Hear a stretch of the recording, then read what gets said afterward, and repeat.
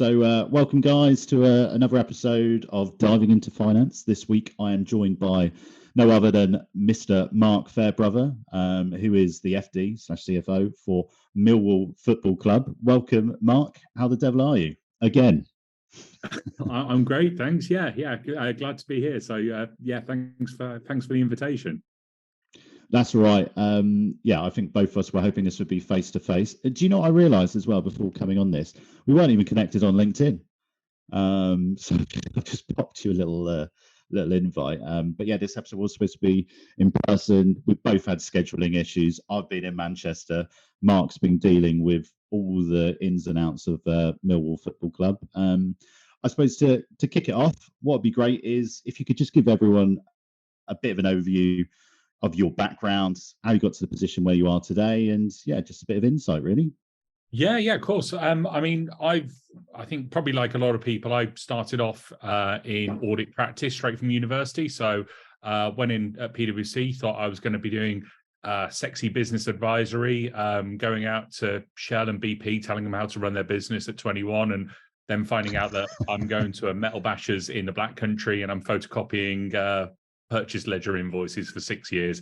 But no, I love my time at PwC. But one of my clients when I was there was Aston Villa Football Club. So I went in on secondment when the head of finance left the club very quickly. So they needed somebody to basically document what he did as a role and get that ready for any new person coming in. And I loved it. It was such a change from kind of the timesheet lifestyle at PwC, and I think it was just an opportunity I couldn't say no to. I'm an Aston Villa fan, so obviously that helped as well. So I was there for kind of 4.5 years, back in 2008 to 2012. So we had a couple of years of crazy spending when all my friends used to say I was a terrible accountant because we were losing £50 million, and then we had a couple of years of trying to kind of rein that in, and it was a great experience. And after that I thought, look, for my own career, let's go and take on a finance number one role. And that was in a kind of VC-backed university partnership, which later moved into a schools partnership. So a completely different sector. Learned a lot. Obviously, probably not where my heart lay. So 3 years there, and then went to work in rugby union at Gloucester as their CFO. Great club, really enjoyable time, and really nice to see kind of the difference between rugby and football, both in terms of the size of the business, but just how we kind of, from a financial point of view, how you manage all of that.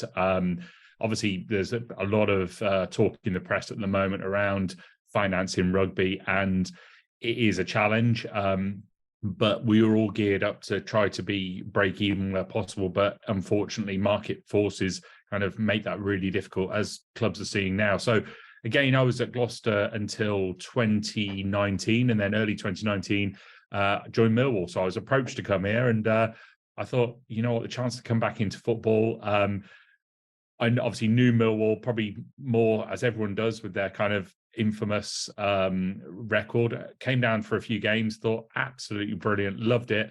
The atmosphere was great, the crowd were great, the staff were great, and it was an opportunity I couldn't say no to. So arrived in 2019, had a year of working normally, and then 2 years still working at home in Worcester with COVID, and now moved up sticks and moved down to the southeast, and we're kind of all guns blazing, ready for next season. Hopefully, go one better than we did this year. Fingers crossed. You're right though. Millwall does have a certain notoriety, doesn't it? Just like everyone knows Millwall Football Club. But it's interesting your background. Like you mentioned, you came from a Big Four background. I think everyone that goes into the Big Four thinks they're going to be doing the sexy finance straight away, because you're just like, oh god, we're working with all these cool clients, going to be doing all these awesome things. But you kind of were, to be fair. I mean, a lot of people I speak to, if they had a choice, or not everyone, but they would love to work for sporting. And it's such a different industry, I think, to numbers. Like you said, 50 million a year losses. it's unheard of for most people in finance. You're looking at how do we save money, how do we increase the bottom line, what can we do to do that? How did you kind of fit into that? Because like you said, you must have been working with so many people, or so many people in finance that are used to looking at how they can improve those processes. And I'm sure there was an element of how can we stop losing as much money, but what's the kind of mindset when you work for a business like that? It's, what, we adopt the same mindset as pretty much everyone else. What you have to do is differentiate between all of the football operations of the rest of the business. So we used to work on the basis of every single department, every single sub business within the group has to deliver everything it can, because that is what goes into the investment on the pitch. You have to deal with that slightly differently, and obviously this was pre financial fair play, so we were going through an investment cycle in the playing squad. Obviously that relates to player wages and obviously the amortization of the transfer fees, which is why we were losing so much. But every other department in the club, we worked on the same philosophy of how can we look at growing income, how can we look at keeping costs under control or reducing them. And if every department can deliver an improvement on contribution each year, that's more that goes into the pot for investment in the playing side before we even have to make a decision around. And it's up to obviously ultimately it was up to the owner how much he was willing to invest into that playing side to further it up the table. And I presume, I could be wrong, but I'd imagine it's like your budgets and forecasts are based around where you expect to finish in the league, which and also where you finished last season is what directly affects how much money you have to utilize in certain things. So the further you are up the league, the better. Obviously, the more money you have next year, and then you can obviously, because your assets are your players. Completely. I mean, in the Championship in football and same in the Premiership rugby, it's not as linear as saying you finish 2 places higher and this is the additional income, because we don't have merit payments. But obviously this year at Millwall, we've had a great year financially from an income perspective, because we've obviously we spent a lot of the season in the playoffs. Obviously a lot more games are televised. The crowds are bigger because there's more of a story. In the Premier League, though, obviously performance links, there's meritocracy in terms of where you finish in the table. And I mean, one of the years I was there, we had, when Gerard Houllier was our manager, with 2 games to go, we were looking potentially at the relegation zone. We were a point or 2 off there. I think we had Arsenal and Liverpool to play, and we won both games and finished 9th. So from a forecast perspective, that's a swing of probably £7 or £8 million of income, just 2 games. Obviously, even if you looked at today's figures, you're probably talking double, if not 2.5 times that. But because it was so compact that season, obviously great for us. But that year, I think we were budgeting to finish 6th. So slightly disappointing that we did all that work and we still fell short of kind of our budgeted income levels. Yeah, I mean, I suppose that's the thing. When you work in it's a lot harder to forecast, isn't it? Because you have like peaks and troughs within the season where, when maybe people are playing well, and maybe when people aren't playing so well, and obviously that affects the bottom line. What was it that kind of drew you to sport? Like, obviously, I know we had previous conversations before, but I think some people really want to get into sport. But was there anything that like particularly interested you about that from a finance perspective? I think that you wanted to get into. I think the main one is it's such a diverse business.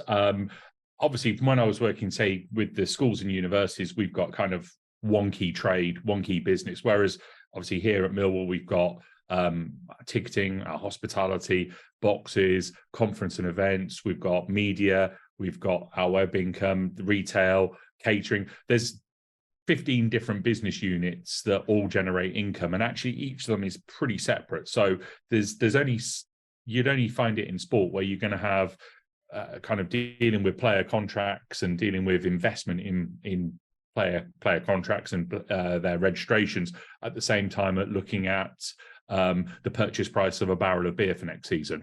And anywhere else, you would not have that kind of that crossover, because I've been spending the last few months looking at our new brewery deal for next year.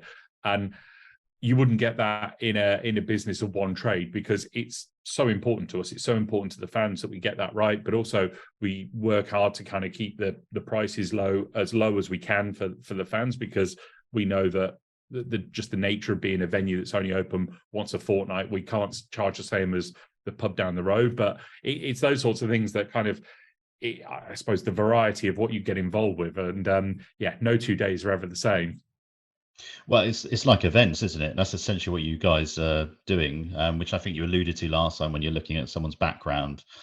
Someone that's been in the events or hospitality does generally, have quite a clear, kind of background that links very nicely into sport, and the diversification. I suppose you don't really think about that when you think about football. I don't know why. You just think sexy finance. If I was thinking I was in a finance position in terms of a career, and I thought sport, I'd be like, cool, I've got to look at just the budgets of the football players. Oh god, I hope we sign X. How can we do that? What would you say that's kind of the biggest challenge as well, in terms of, because every finance team always has stakeholder engagement, not issues, but difficult conversations to have around budgets and stuff. Do you find that's kind of one of the biggest challenges within that, is when you're speaking to these people about either future signings or contract negotiations and stuff, or what is the? Not especially. I think because for us and for a lot of clubs, that's our biggest cost. It's our biggest strain on cash flow is obviously the investment in the playing side. So that is a decision that we kind of take to the board level. So what we make very clear, we present, and we've just done it for next season, we've presented our kind of draft budget for next year based on, this is just before the playoffs and before the Premier League season was finished. So all the games we're expecting, all of the different departments and kind of the contribution levels. And then in effect, if this is the proposed playing budget, this is the resultant financial result. And obviously for the owners, this is the resultant cash requirement for the year. So we kind of spell it out on a pretty much down to the day that we'll need the cash over the next 12 months, so that it makes it very clear to them.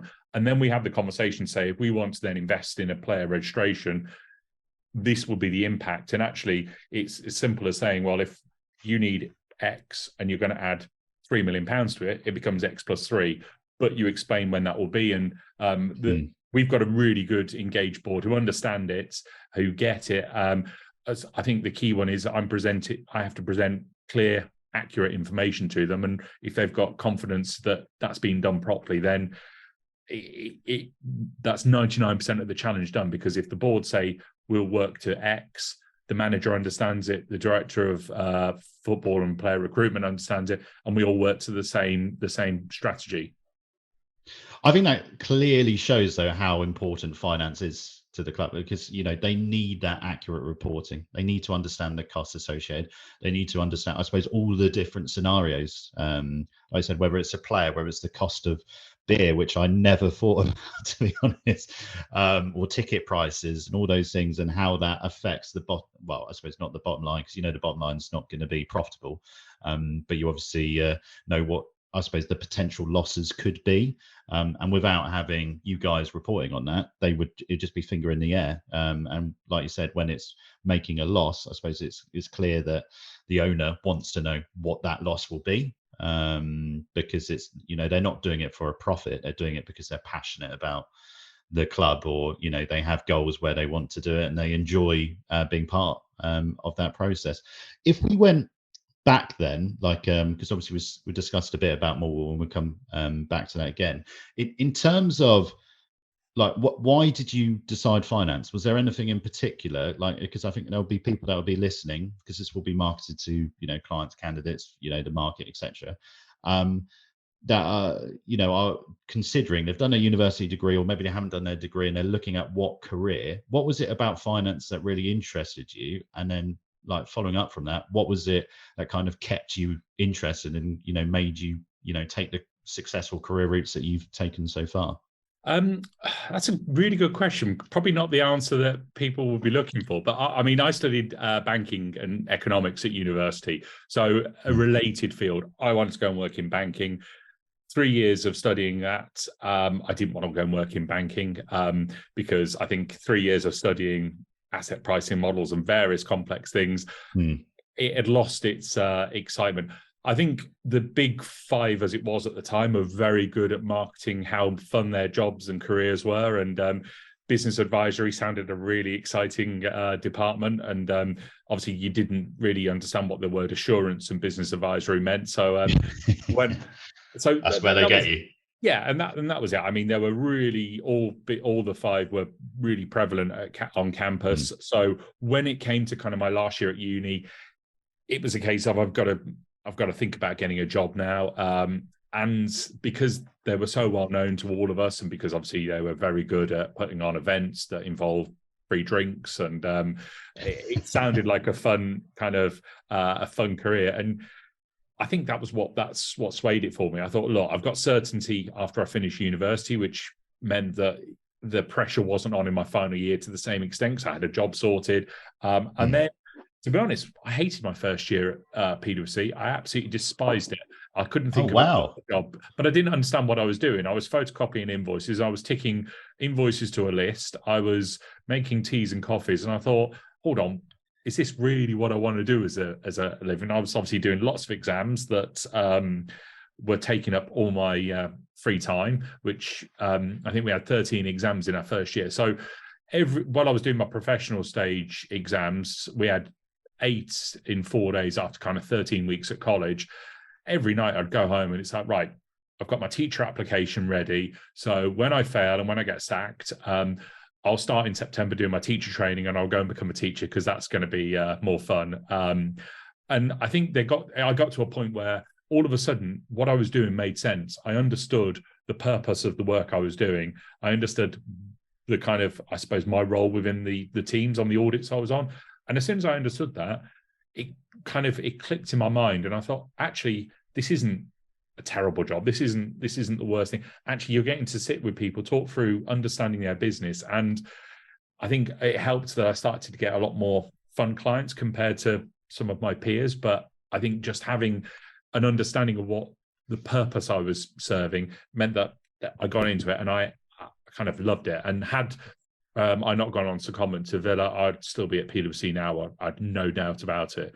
Probably looking a lot more tired than I am these days. Yeah, I was going to say, you get worked hard when you work for the Big Four, or what was the Big Five. It's so interesting that your first year you were ready to give it up, go to teaching, and then it changed, because I think a lot of people, even when they leave university, get their first job, they don't like it's hard when you've done that training, and then you've got exams after that, which you in accounting is the typical route, right? ACA, CIMA, ACCA. And then you're doing that, and then you're doing the grunt work, you're doing the dog's bodies work initially for a period of time, and then it's only like when you get further and further where you get to do the more funner side. And sometimes, especially when you're working for Big Four, you do get worked so hard. I mean, when we speak to candidates that are from that background, the hours that you guys have done and delivered, I thought recruitment was long hours. It's not. We're part-timers compared to people in the Big Four, because I suppose, they're charging their clients obviously for the audit, and you're justified at whatever the hourly or daily rate it is that you're doing that work for.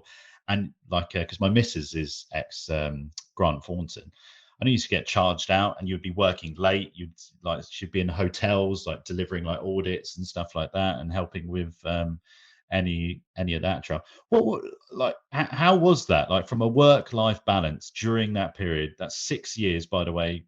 I think after sort of people have qualified, they either move on straight away or they stay for life. So what was it that kept you there for 6 years? Because it is hard graft, and I think you either love it or you hate it. It sounds like you really enjoyed it. What kept you there for longer? And then what was it eventually that you went, damn, that's I've had enough? I've had enough, but But I think I enjoyed it. I had great clients. I got on really well with them. They were fun. Obviously, you're still doing the work, but one of my big clients was Activision. So basically, you spend 2 or 3 months of the year out visiting them, talking about computer games, and obviously the performance they've got, financial performance, is linked to what games they're working on, selling and distributing. And likewise with Aston Villa, various other ones that they're actually a little bit more interesting. So I think the variety of clients I had made it interesting. But also, I think once if you sell your soul to the Big Four, they obviously do give you a lot of opportunities. So I became a training tutor, looked after kind of peer groups, went to Calcutta to look at our partnership between Birmingham and Calcutta office, and all of that I actually really thrived on. I think what you then didn't notice was the creep in working hours. And I was our audit group's work-life balance champion, so I had to sell the virtues of a good work-life balance, because I was seen to have a good work-life balance, because I would leave the office, if I was in the office, try and leave the office before 6 p.m. And people used to make a joke about half day, and I'd make a very sarcastic comment back about the fact that I'm better than them because I can leave on time. But what nobody used to see was I'd be in before 7 o'clock, because you had that much work to do. But I'd rather work 7 till 5:30 than 9:30 till 9 o'clock at night. But I think that was the challenge I found. Actually, that was one of the challenges when I left PwC fully. My first few months at Villa, when I was a Villa employee, it was a case of, well, I'm not bringing my laptop. Why am I not bringing my laptop home? Why am I not getting emails? What do I do at night? And it's like, well, I just did what people do, which is you just go out or have dinner or watch TV or whatever you want, because you're not having to go, right, I'm going to scoff my dinner down by 7:30 because then I can do a couple of hours work and then we can watch TV at 10 for half an hour and then go to bed. And I think that's where my life had got to. And I think looking back, there was that much creep of additional working hours, especially my last year at the firm, because I was going for kind of the next stage of promotion up. So you're obviously trying to kind of tick every box. And the secondment was very much as I was told, this ticks a box. This probably ticks a box 2 or 3 times over. So do a good job here, and obviously the firm will earn good money for you being out there. And I think I got to the point of going, hold on a minute, there's more to life than working kind of 60, 70 hours a week and working kind of one day at a weekend and it just being normal. And all my friends who were in that kind of field, it was their life. And I think if you don't kind of take stock and just stop at one point and go, is this right? I think you just find that it naturally becomes kind of all encompassing. Yeah, I agree. I mean, like it's even with people here in recruitment's changed loads. So when I first started, yeah, like if I left at 6:30, you were like clapped out the door, like, oh god, part-timer, those kind of comments. Because you were working till sometimes 7:30, 8 o'clock at night trying to get candidates, because that's when they finished work and stuff like that. Now the way the world's changed, you don't have to do those ridiculous hours. And I agree with you, like like even then I got lost in a bit. It's like you work to live, not live to work. And there's a lot of fun things you can do. I love my job, and I'm sure you love your job as well. But there's things that I quite enjoy doing outside of my day job. And it's interesting to hear, like you mentioned it before when we spoke, that the biggest challenge for you was when you left was, hang on, I don't have to be doing this. Like, why is no one, like, why am I not working in these hours? And that's such an interesting perspective, because you're not the only person. We've spoken to people that come from that background, and they do have those challenges. But I think after a while you begin to go like, well, actually, like this is great. And I think the Big Four, they offer like such good progression, like internally and stuff like that, and the training. And if you leave them to go into industry, you do have a lot more opportunities, generally speaking, than a lot of people have started straight from industry, because clients obviously value the fact that you've kind of been through that baptism of fire. It really is a culture. You make it or you don't. Like, even in terms of the exams, you have to pass a certain percent before, otherwise, unfortunately, it's within a lot of contracts. I don't know if it is now, but I know it was.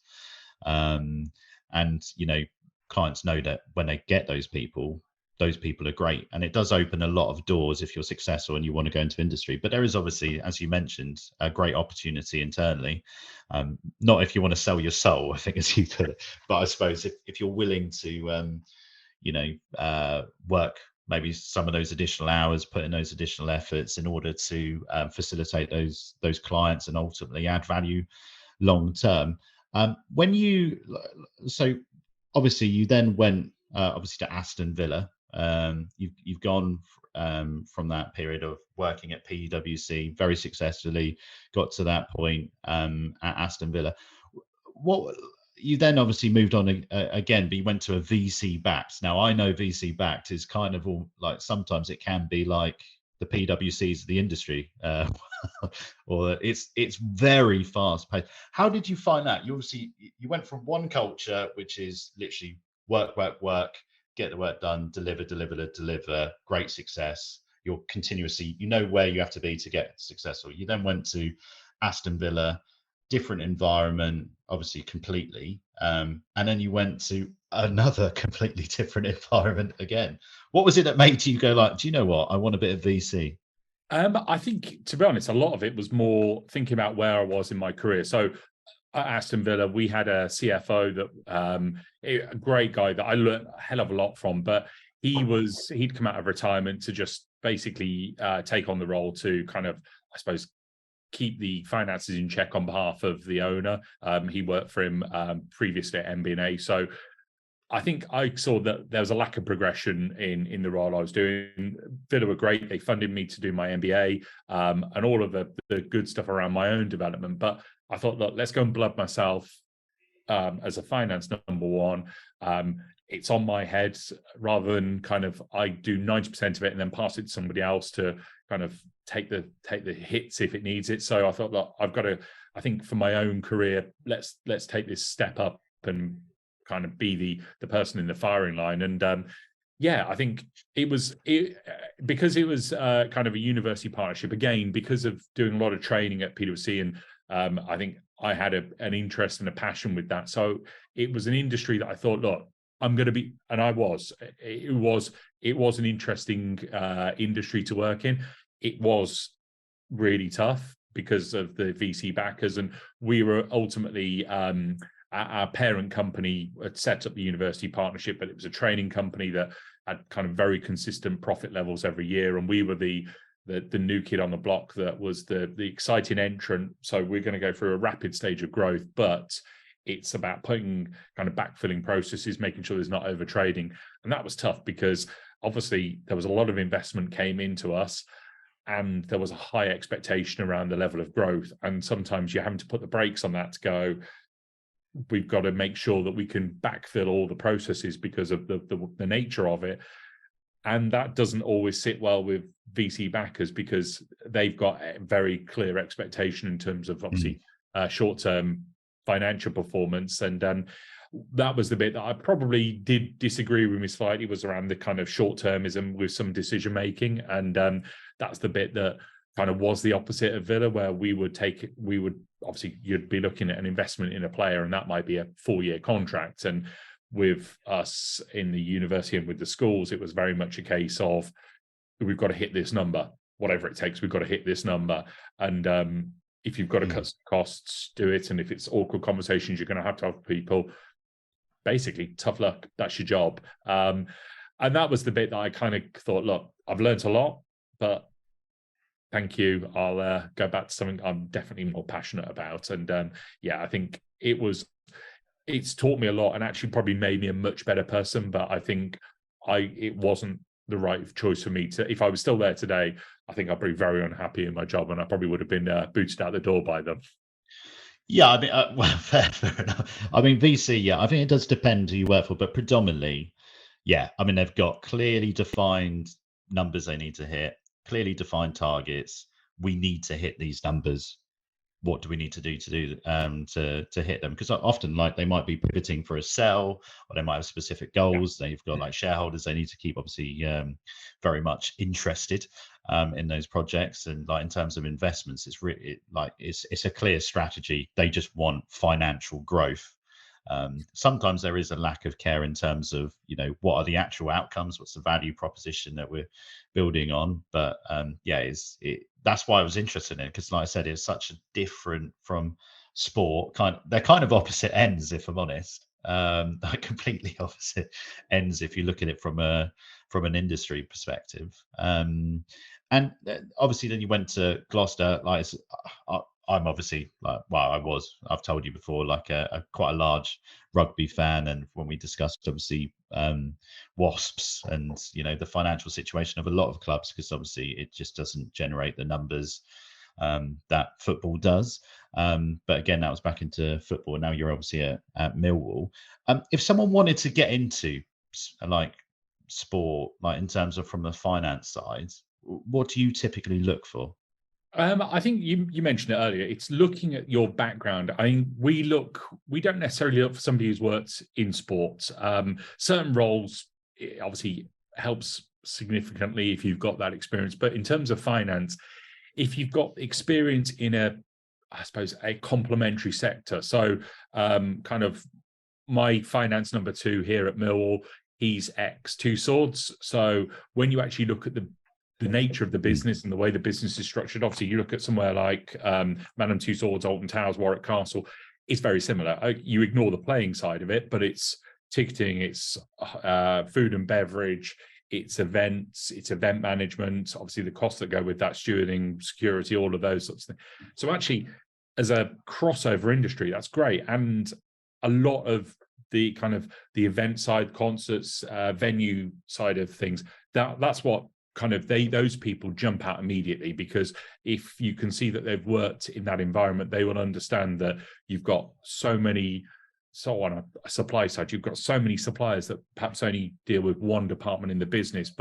and it may only be 2 transactions a year, but you'll have probably 1,000 of those, and actually understanding that it's not necessarily 15 suppliers of raw materials in a manufacturing process and everything else is in-house. There's actually, you've got quite a few nuances that only those sectors would have. Yeah, I mean that's very interesting from that perspective, that you're looking for people that have not necessarily from that industry. And I think last time, or when we had a discussion, one thing you said, that sometimes you can have people that are overly passionate, and that's one of the issues with working in sport, is people that they've been a Millwall football supporter since they were like 3. Their dad, their granddad, great auntie, whoever else has been a Millwall, and sometimes that can actually not be the person you're looking for, and can actually be the opposite problem. Like when you're looking within the interview process, are there alarm bells if someone is like an out and out supporter, or like overly passionate, or like how do you react to that? I think I've done it before when we've been interviewing.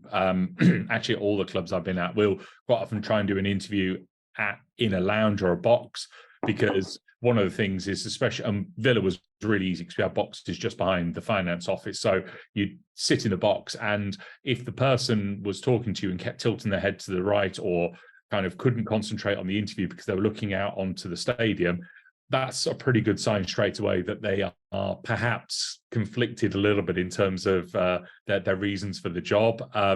We also kind of get a feel from them. Obviously, like everyone, we put adverts out for our own channels, and we will get fans who apply. And I mean, 2 of the guys in finance are Millwall fans, but at the same time, they were, I suppose you'd say, they were fans rather than fanatics. So they were able to show in the interview process, and obviously from since then working for us, that actually you can differentiate the fan versus kind of the employee. And that's pretty much what I was doing when I started at Villa. It's like a case of, you don't want to get kind of starstruck seeing all these players. They are just other employees, and okay, there's some of them we've spent a lot of money on. They're investments that we've got to look at the value at the end. And as a fan, obviously you're looking in the papers, looking online and seeing we're bidding for somebody at X million. When you work there, actually the X million that you could be bidding, you're starting to think, well, what does that mean from a cash perspective? What do we need to try and cover for our own operations? What do we need to go and ask, borrow, beg, steal, whatever it'll be? So you've got to kind of have that mindset, rather than, and I've had staff before that you can't tell which players we're signing when we're looking at cash planning, because you'll see the excitement in their eyes. Who is it? Who is it? Who is it? And it's a case of, well, I can't tell you, because you're an employee and you're that excited about the players. You're going to be telling your friends, and they'll be telling a friend down the pub, and before you know it, it's all over the internet. Well, yeah, like, I never even thought about that. I suppose you could have leaks internally from the finance team. So oh, you never guess what? I know inside source or whatever it is. But it's interesting that you take someone into a position where if they are a real fan, it's going to be difficult for them to concentrate because they're like, oh God, the team's on. Like, what's the score? Because then, like, you Oh, ultimately know it's if not. they will. It's not when the match is on. I think Oh, that would have been that'd be brilliant. too cruel for them. I was going to say, they're like a Millwall fan. It's the Do a final or pitch side something, and then interview. yeah, just like, do you mind if we do this after? But still, I suppose you would be in awe. You're in that setting. You're somewhere that you maybe as a child dreamed to play for, or supported, and you've always wanted to be in that box, and you're in that setting. It would be very distracting. And I can see how that could be a detriment because in finance you deal with facts, right? Like every single thing has to be a fact. Like if in your position as the number one in that finance team, like when you've got budgets, you can't have like, oh God, if only we could scrape together an extra 500k to get so and so, that would be brilliant. All of a sudden that leads into the decision making process, which obviously affects the actual, I suppose you can view a club as a company. It is a company. They've got certain revenues and things they need to hit. And if someone is overly, or not overly passionate, but I suppose puts the fan first and the job second, that's when you really get the issue. It's also interesting, like from your overall background, you like so many people in finance, when you speak to them, they see their career routes as leadership, and I think a lot of people don't understand the challenges within leadership, which there are many. There's always pros and there's cons, and there's great things that happen when you see someone's personal development. How did you like? How was that transition to you? Like, what were the biggest challenges you faced? Because obviously you went from obviously PwC, where you did, like you said, start helping with the training, etc., and stuff like that. Then you went into and progressed where you were the number one within a business whereby you are managing those people. What were the challenges you faced? I think a lot of it, and this was probably more Aston Villa than anything, because I'd come in again doing some financial advisory beforehand. So I'd come in as one of many, many department heads. It's how do you kind of take that next step up? And for me, it was obviously doing my MBA, but also it's proving your own credibility. So a team like finance, and here I look after HR and a few other departments. We cross the whole business. We cross every department has to have some involvement with finance, with HR, with legal, with payroll. All these bits sit under me. And I think that's the key thing I was finding, that most finance teams are very insular in terms of with finance, and we tell people what to do. And I've very much always been of a background that, look, these are our customers, in effect. This is no different from the ticket office. They know who their customers are. It's our fans, it's away fans, it's this, that, and the other. In finance, your customers are every single internal stakeholder, and I've got to kind of lead by example and demonstrate that credibility, demonstrate that kind of outgoing approach, because I want my teams to do the same. And I think that's kind of how I've stepped up on the leadership perspective, is really shown by example. So it's not sitting there going, well, I'm too proud to kind of roll my sleeves up and do it. It's like, look, if you need me to go and do things, Yeah. I'll go and do things. But if you need me to pour some pints the other week as samples for fans, I'll have a go doing it. It's just that and then once the 50th person's made the joke about, oh, I'll have a flake in that, it's like, yes, thanks. I'm not going to be asked back into working the bars on a match day, but you know what? It's showing everyone that you'll roll your sleeves up and get involved. And I think if you can do that and also prove that you're credible, I think that's where you kind of win people over, and they understand where you're coming from. I completely agree. I mean, leading by example, if I look back on, like, I know it's completely different, but on the great managers I had were the people that were willing to go the extra mile, no matter what it was. Like they would make time to kind of help you, and that made you want to work harder for them. Because not everyone's cut out for leadership either. Like I presume you've obviously hired people that are leaders before. What do you kind of look for from that perspective? Because you can't really prove that you've led by example within that. Is there anything you look for? I think a lot of it is, and a lot of our recruitment is personality fit. I think if people and we interview in lots of different ways to kind of test different attributes of that, and a lot of it will be, let's sit and have an informal chit chat. And my second interview at Millwall was with probably 15 different people. So every single and it was, I mean, it was one of those ones that if there was a pub nearby that on the way back to the train station, I would have had a drink because I was mentally and physically exhausted. But 15 people. I mean, how did you even like? Because if someone asks you one question, you then got to go to well, it was kind of like, it was literally That's like mad. there'll be one person in, then the next person. So it was a chance to meet lots of the kind of the different department heads, some of the directors, some of the people, but it was 5-10 minutes with each person. So it was kind of an informal chat. And I think it's what they were looking is going, is this person on? Is this person kind of put his war paint on and kind of giving you the razzle dazzle, like, look, or can you break this person down and find what their true personality is? And obviously, you just having an informal chat with 15 different people from different backgrounds. Some know what my role is. Some have no idea what finance do, apart from their thought is, as long as I get paid, then finance are doing their job. And you kind of go, but let's just chat. What is it that you want from me if I was successful? You have that just quick discussion with them. But it was a great way of them seeing whether I had the attributes. And we do things like that. We tend to kind of find out a bit more about people's personalities and also kind of, I suppose, their values, and see, does that align to the club? Because we want to make sure we get the right people in. And what we want to make sure is the people who come in will fit with the staff we've got and actually complement them, rather than we don't want somebody who's coming in going, well, I'm a ball breaker, I don't like people, I don't like this. And then you're in a people related industry where you've got to kind of motivate a team, especially win, lose or draw on the pitch. We've got to do our jobs kind of in the bars, in the shop, in the ticket office. So we've got to have people who can keep people motivated when things are going well and when they're not going well. Yeah, I think that culture, that personality fit is so key. Whenever you go to any business, like I feel like if you go to the floor, you can see what the culture is within it. And it's like anything. You don't want an early divorce, do you? I mean, the 15 people, that's a lot though. That's speed dating. You have to impress a lot of people. You must have been fantastic back in the day. Like a great wingman. It was a great experience though, because I'd never been through that. And again, we try and I think there's people in this world, and I know it from graduate interviewing at PwC, there's people who are so well versed on interviewing. They interview amazingly, and actually when they come in, then they're not. It's all style, no substance. So I think doing things differently in interviews is a good way. I mean, it takes a brave company to do it, and we tend to ask, I love to ask random questions. Ever since I was on an internship interview and I got asked one many years ago at HSBC, and I completely cocked it up. So what was the question? Do you remember?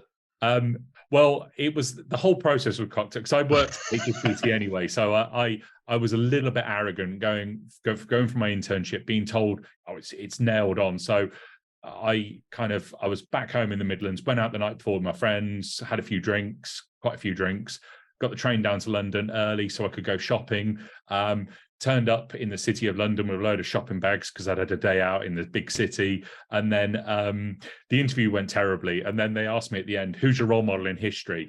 And I just sat there and went, oh.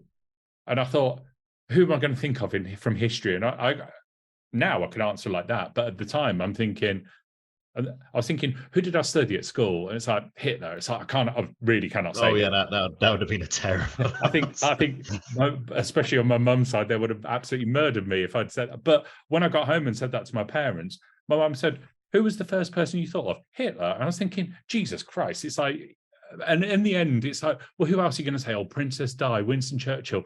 And in the end, I just ummed and ahed, and I think I said Ron Saunders, the Villa manager, and it's like, oh wow.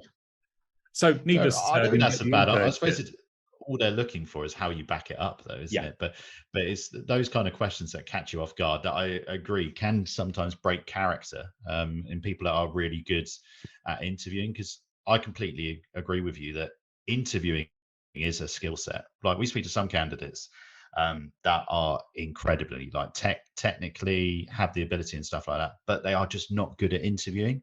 And you sometimes you speak to clients, you tell them like, look, this is the skill set. Like, ask them, speak to their references, understand the process, because it's really challenging, especially when it's a very technical role. Like if it's like financial reporting, all to do with IFRS and year end and all that stuff.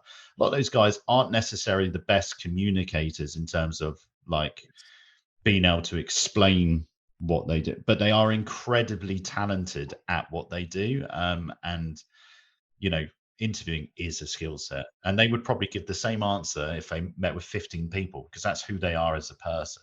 Yeah. Whereas that's exactly what I imagine they're trying to do, is like, what's beneath Mark's mask? What's Yeah. he hiding? He seems too nice. Get someone else. Get someone else. And then they finished up going, he's a buffoon. Yeah, well, you got the job. You got the job. So you must have done something right there. It's interesting, that process. I've never, like, to be fair, I've never had anyone that's met that many people. I have had people that have met like one person. Like sometimes I see businesses that they have someone that's really like good cop, bad cop in the interview process. Yeah. Someone that's incredibly nice, like, okay, and someone that's just literally down technical answers, and you know why they're doing it, because one's like culture, really nice, and then the other person's like, no, I need to know if they're any good. And like, especially in VC businesses, to be honest, that happens very, very a lot. They're like, oh, thingy was lovely. I was a bit nervous with so and so, which is interesting. What, like, you've gone through what got you into finance, you've gone through your career, we've gone through obviously like why you went into leadership, and obviously the qualities that you think, like leading from the front. I suppose, are you glad you made the decision to go into finance, and what advice would you give to someone that is considering it? Yeah, I love what I do, and I think probably because in a smaller business like ours, you don't just work in finance. There's a lot of other bits and pieces I get involved with, which that's what keeps me kind of more interested. I think that wouldn't suit everyone. I think some people would rather just do 100% finance and obviously kind of concentrate on that, whereas I'd much rather have the variety that a role in sport gives you.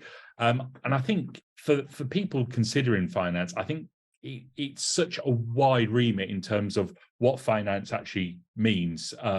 Obviously, there's obviously what I'm doing now, but then there's kind of more, like you said, more technical based stuff, analysis, obviously the commercial side of things, and then obviously the reporting and taxation and accounting. I think if people have got a passion for those sorts of things, or if they know that they're more analytical and actually they enjoy that, it's a good option to consider. I think if people have no interest in analysis and looking for reasons and obviously that sort of thing, it's not for them. And it will, I think if you make the wrong decision, and I saw a lot of people I joined PwC with just didn't gel with that industry because they just didn't enjoy the analysis, the kind of the whys of when you're looking at two numbers, why is that there? How does that happen? The discussion points that we use now in a day-to-day business, why is it that ticket sales are down 15% for this match? I know the answers, but I've got to articulate them to the board. And I can't just say, oh, it's because we lost the game before. It's actually a case of, well, how much is that to do with it? How much is all the other factors? If you haven't got that kind of mindset, then it's not for you. But if you have, I think then you've got to see what facet of it really kind of excites you. Yeah, I agree with you. I think there's, like, to break it down into real major parts, I would kind of say you've got like the Transac, so obviously AP and credit control. Then you have like the commercial, so like the business partnering, explaining the data so that people within the business can make clear decisions, and explain to non-financial, I suppose, stakeholders, very technical stuff in layman's terms, so they can actually input that and actually use that to make clearly defined decisions that affect the business. And then you're the technical wizards, which I won't go into because there's so many different technicalities, UK GAAP, IFRS, all the different things. And there's more and more coming in every year, and the year-end process and stuff. Those are the kind of three main areas. And then you kind of have leadership. I think transformation is kind of turning into its own. It's because it's odd. It's kind of in between IT and finance and change and everything like that. I think that's kind of turning into its own hub, but it does kind of fit within commercial. because you did a lot of commercial stuff, to be fair, when we spoke before, from that explaining to stakeholders all the analysis and stuff like that, is like, to me, that's what a lot of people want to get involved with. That's what we see a lot of, and a lot of people from Big Four, to be honest with you, they struggle to get into that immediately. Normally they have to do a technical accounting role, obviously, because very technical background, and then move into analysis. How did you find that change, from like a very technical, I suppose, position to a very analytical? Although I believe you told me that you were actually doing analysis at PwC, which might actually affect my question here, but never mind. Yeah, I certainly wasn't. I would never put myself down with the technical bods when I was Okay. at PwC. I mean, I had, because of the nature of the clients I had, there was revenue was the kind of the go-to point where I was I suppose, more of a technical expert than others. So I'd be the go-to person on various things of FRS, whatever it is, FRS 9. I can't even remember what it is now. Application Note G. I can remember learning that off by heart because I had 2 or 3 clients that had it all in. Obviously, long before the days of FRS 102, but that was the only bit that I kind of needed to know pretty much word for word, because we had so many complex revenue recognition routes on some of my clients. It was quite useful actually at Villa, because there was a few things where we weren't presenting income correctly, and kind of I got to put a bit of stardust on things to present things correctly, but without it really not making an impact on profit, but actually just presenting things so that we're comparable to other clubs. I think, look, some people will not take to going from kind of that technical route through to commercial. I mean, I've just been working on kind of, like I said earlier, on our brewery deal, and a lot of that has been looking at obviously margins on products, looking at the variety of product, making sure that the mix is right, making sure that the margins are right for ourselves and our outsourced caterers, so we don't have to put the prices up, but also making sure that commercially it works for the club. And the finance is probably 20% of it, and the rest of it is it the right fit? Are the fans going to like it? Is it going to work? All the logistical stuff and the operational stuff. And actually, that's where you add the value rather than just giving the financial analysis. I did a financial analysis before I joined when I was on my notice period. Not that I was doing some work for my new employer, but that was some financial analysis that was sent to our commercial guys here to say it's not a good deal. We could do better, and we could save some money here that we can obviously then pass on, but we couldn't do anything because we were in contract. But I kind of flagged that up, and that was pure finance. It didn't go anywhere because it couldn't. Whereas now I get to kind of get my grubby paws all over it and actually can put the finance stuff in and present. So I presented it to the board and all the offers that I had, and basically go, well, look, from a financial perspective, they all come out within 2 or 3% of each other. So we can ignore finances now, which is what we all want to do, and go into the other important decision making, which is around products, is around mix, it's around the match with the club and the match with the fans. So it's a good way of kind of basically doing myself out of a job by doing the analysis properly, because actually you didn't need a finance person then really being involved once you've been able to kind of prove that you've got everyone to the same level. Yeah. And I think that's something that a lot of people don't realize, the impact that finance and understanding margins can have such a clear effect on a business, whether it's like increasing bottom line, whether it's strategies, whether it's systems, especially in your role now where you've got like such a wide, remit. You're not, like you said, you're not just involved in finance, you're involved in HR and all these other bits and pieces. And from that standpoint, the effect that understanding the numbers has, it's obvious when you actually think about it. You think like, well, who's looking after the numbers? They're obviously going to be able to give clear, concise information to help drive a strategy that makes us more successful. And ultimately, I think that's why, if we went back to, I don't want to say COVID, but I'm going to say it, why some finance teams were saved, people in those senior positions, is because they needed that information. They needed to know like what the forecast would be if it continued at that trajectory, how that would affect it, what unfortunately cuts they needed to make. And they could only make those decisions because finance had given them those insights which is horrible to think about, but it was so important, and it's so important within any business. Mark, is there anything else you'd like to add? I appreciate we're all coming up to our hour now, and I know you said you had meetings and stuff. I don't want to.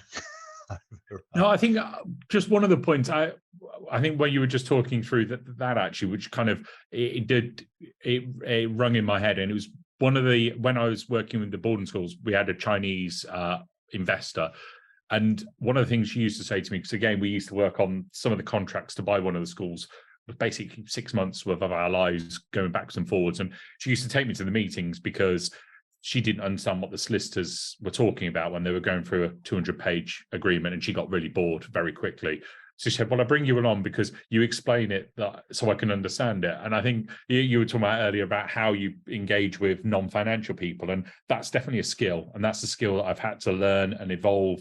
And it's now part and parcel. If I understand, and this is what I used to do at PwC with the revenue stuff, if I can understand it enough, I can explain it in layman's terms.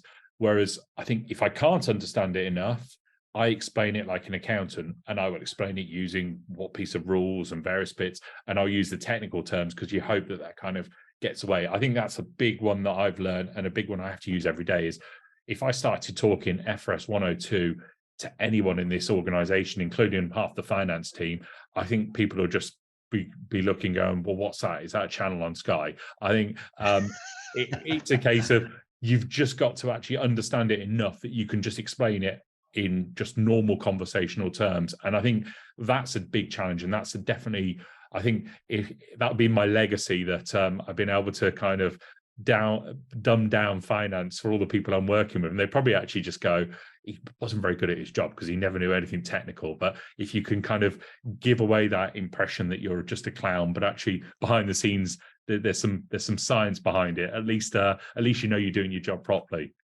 Well, that skill is so important. I mean, like you said, if finance can't communicate to, let's say, sales teams around commissions and XYZ bonuses and stuff, or they can't communicate to marketing around strategies and what they can budget for, or anyone within the business and senior leadership and stuff, and they don't understand that, they ultimately don't understand their business, because their business only runs if there's cash in the bank. Cash is king. If they don't understand that cash flow forecast or any of those things, it makes it incredibly challenging to be successful. We see a lot of candidates and clients that will advertise a finance business partner role, which is more of a management accountant, and candidates that will say they're a finance business partner, but they're more of a management accountant, financial accountant, or finance analyst.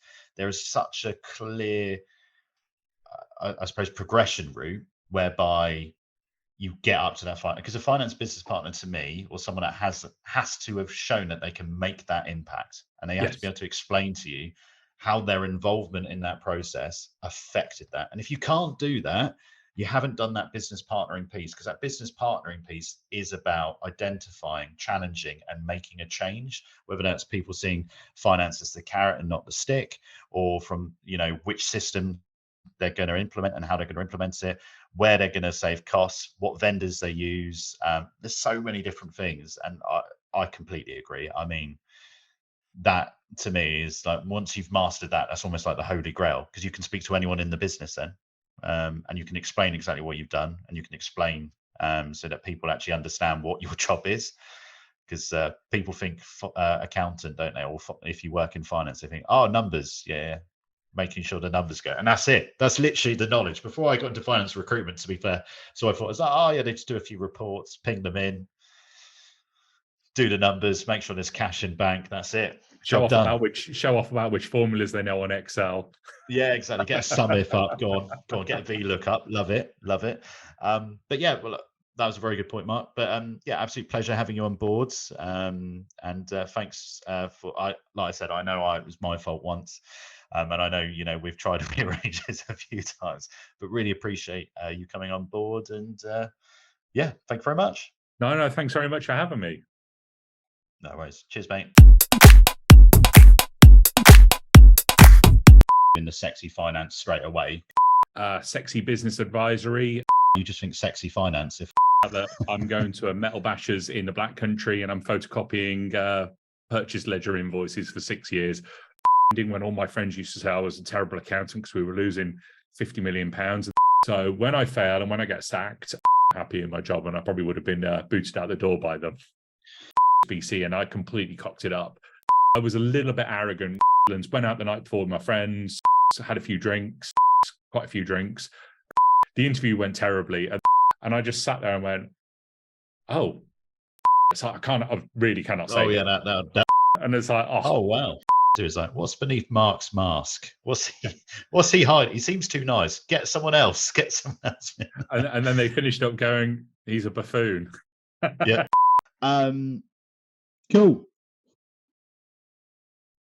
Cool.